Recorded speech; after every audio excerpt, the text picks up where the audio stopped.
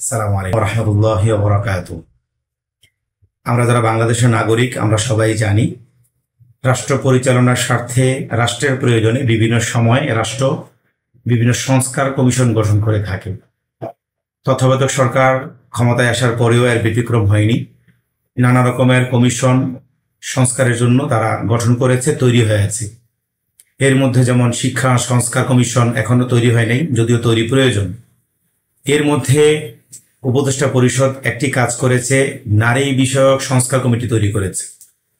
এই নারী বিষয়ক সংস্কার কমিটি তৈরি করার পরে 8 জন নারীকে দায়িত্ব দিয়েছে এখানে কি কি সংস্কার প্রয়োজন, সেই প্রয়োজনীয় সংস্কারগুলো যেন খসড়া করে তারা উপদেষ্টাদের কাছে জমা দেয়, সরকারের কাছে দেয়, তাহলে সরকার সেই বিষয়ে ভেবেচিন্তে কাজ করবে। এই 8 জন নারী দীর্ঘ কয়েক মাস মিলে যেই খসড়া তৈরি করেছে এটা আসলে একেবারেই হতাশাজনক এবং একেবারেই দুঃখজনক। সরকার এই খাতে যেই পরিমাণ টাকা ব্যয় করেছে এটা একেবারেই বোধহয় জলে গেল, কারণ এর মধ্যে যতগুলো বিষয় আলোচনা হয়েছে প্রায় সবগুলোই বিতর্কিত। এই ধরনের একটা বিতর্কিত বিষয় নিয়ে আমি আপনাদের সামনে আজকে আলোচনা করতে বসেছি। সেখানে বিষয়টা ছিল যে স্ত্রীর সাথে যদি কোনো স্বামী, বিয়ে করা স্বামী যদি স্ত্রীর অসম্মতিতে তার সাথে সম্পর্ক করে, অর্থাৎ একসাথে ঘুমায়, সহবাস করে, তাহলে এটা বৈবাহিক দর্শন হবে। এটা তাদের প্রস্তাবনা। তাহলে একটা বিষয় খেয়াল করেন, তাদের প্রস্তাবনা হলো কোনো সময় যদি এমন হয় যে স্ত্রী চাচ্ছে না সহবাস করতে এই মুহূর্তে, স্বামী যদি চায় এবং সেটা সে করে, তাহলে এটাকে বৈবাহিক দর্শন বলতে হবে এবং সে চাইলে এই ধর্ষণের দায়ে স্বামীর বিরুদ্ধে থানায় মামলা করতে পারবে। বিষয়টা আপনি খেয়াল করেছেন? অথচ ইসলাম কি বলে? হুন্না লিবাসুল্লাকুম ওয়া আনতুম লিবাসুল্লাহুন্না। একজন আরেকজনের সাথে ওতপ্রোতভাবে জড়িত। পোশাকের সাথে তুলনা করা হয়েছে। পোশাক যেরকম শরীরের সাথে লেগে থাকে, তেমনি ভাবে স্বামী স্ত্রী একজন আরেকজনের সাথে ওতপ্রোতভাবে জড়িত থাকবে, একজন একজনের সুখ দুঃখের সঙ্গী হবে। স্বামীর যখন প্রয়োজন হবে স্ত্রী তখন তার সাথে সঙ্গ দিবে, স্ত্রী যখন প্রয়োজন হবে স্বামী তাকে সঙ্গ দিবে। আল্লাহ রাব্বুল আলামিন অন্য আয়াতে বলেছেন, খালাকনাকুম আজওয়াজা, আমি তোমাদেরকে জোড়ায় জোড়ায় জুটি জুটি করে সৃষ্টি করেছি। এই জোড়া আল্লাহ তাআলা কেন করেছেন? একজনের প্রয়োজনে আরেকজন পাশে থাকবে, এটাই স্বাভাবিক।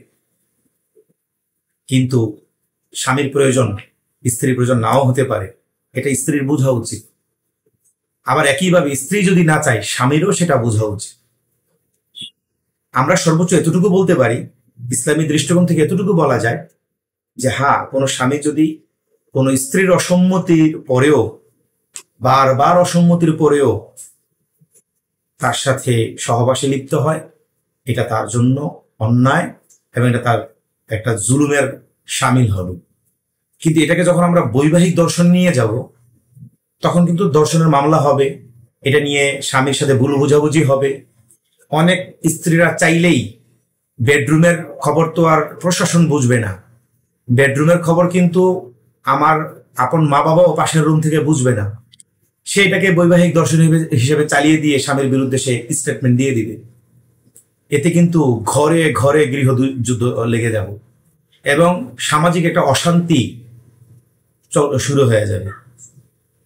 এই সমাজকে অশান্ত করার জন্য, পশ্চিমাদের কালচারকে এদেশে আমদানি করার জন্যই মূলত তাদের মাথার মধ্যে ভূত চাপছে। এই জন্য তারা মূলত এই কথাটা বলেছে।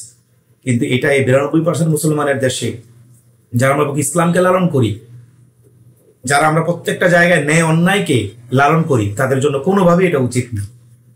আমরা তো জানি যে কোনটা ন্যায় কোনটা অন্যায়। সুতরাং যে ক্ষেত্রে স্ত্রী অসুস্থ, তখন তো তার প্রতি এমনিতেই একজন স্বামী হিসাবে খেয়াল রাখা উচিত, তার সেবা করা উচিত। এটা ইসলাম শিক্ষা দেয়। এখানে তো জোরাজোরির আর তাকে কষ্ট দেওয়ার কোনো বিষয় না। সুতরাং পরিপূর্ণভাবে ইসলামের ছায়াতলে আসুন, দেখবেন এতে দাম্পত্য কলহ বাড়বে না, দাম্পত্য কলহ কমে যাবে এবং সমাজের মধ্যে কোনো জুলুম হবে না, অন্যায় হবে না। স্বামী স্ত্রীকে বুঝবে, স্ত্রী স্বামীকে বুঝবে। তো আমরা আজকে আমাদের আলোচনার মাধ্যমে এটাই জানলাম যে মূলত এই বৈবাহিক দর্শন বলে পশ্চিমা যে কালচার, অর্থাৎ স্ত্রী তার স্বাধীন মতো নিজেকে নিজের মতো করে পরিচালনা করবে। সে চাইলে স্বামীকে সুযোগ দিবে, না চাইলে দিবে না। সে চাইলে ঘরে থাকবে, চাইলে ঘরের বাইরে যাবে। সে চাইলে তার স্বামীর সাথে থাকতে পারে, সে চাইলে অন্য কারোর সাথে রাতে থাকতে পারে। এই স্বাধীনতাটাকে ব্যবহার করার জন্য, এই স্বাধীনতাটাকে পশ্চিমা থেকে সে এদিকে এই দেশে আমদানি করার জন্যই মূলত এখানে পায়তারা করা হচ্ছে। এই জন্য বৈবাহিক দর্শন নামে যে কথাটা আমাদেরকে শোনানো হচ্ছে, বলা হচ্ছে, এটা কোনোভাবে ইসলাম সাপোর্ট করে না। সকল ইসলামী ওলামায়ে কেরামের কাছে, সকল ওলামায়ে কেরামের কাছে, ইসলামী স্কলারের কাছে এটা অন্যায়। আপনি মনে করেন একজন নারী ঘুরতে যেতে চায়, স্বামী বলল যে না এখন ঘুরতে যাবো না, টাকার একটু প্রবলেম আছে, কিন্তু স্ত্রী তাকে জোরাজুরি করে রাজি করাইলো, এক পর্যায়ে সে ঘুরে আসলো। আপনি বলুন এটাকে আপনি কি বলবেন? আপনি কি বলবেন বৈবাহিক ডাকাতি? যদি ওইটা বৈবাহিক দর্শন হয় তাহলে এটা হবে বৈবাহিক ডাকাতি। অনেক সময় স্ত্রীরা কিন্তু আবদার করে স্বামীর কাছ থেকে অনেক কিছু আদায় করে নেয়, বরং এটা এক ধরনের নিজেদের মধ্যে একটা সুখের সম্পর্ক হিসাব আমরা ধরে নিতে পারি। স্ত্রী চাইলে স্বামীর কাছে আবদার করতেই পারে, জোরাজুরি করতেই পারে, স্বামী চাইলে স্ত্রীর কাছে জোরাজুরি করতেই পারে, নিজের এটা ম্যানেজ করে নেবে পারিবারিক ভাবে এবং আভ্যন্তরীণ ভাবে, পার্সোনাল ভাবে। এটাকে আপনারা বৈবাহিক দর্শন বলে সমাজের মধ্যে যে একটা বিষয় চাপিয়ে দিচ্ছেন, এতে কিন্তু সমাজ ভালো থাকবে না। এই জন্য আসুন ইসলামী সংস্কৃতির সাথে পরিচিত হই, ইসলামী সংস্কৃতিকে দিলে লালন করি, সেটা সমাজে, পরিবারে, রাষ্ট্রে বাস্তবায়ন করার চেষ্টা করি। আল্লাহ তাআলা আমাদেরকে তৌফিক দান করুক। ওয়া মা তৌফিক ইল্লা বিল্লাহ।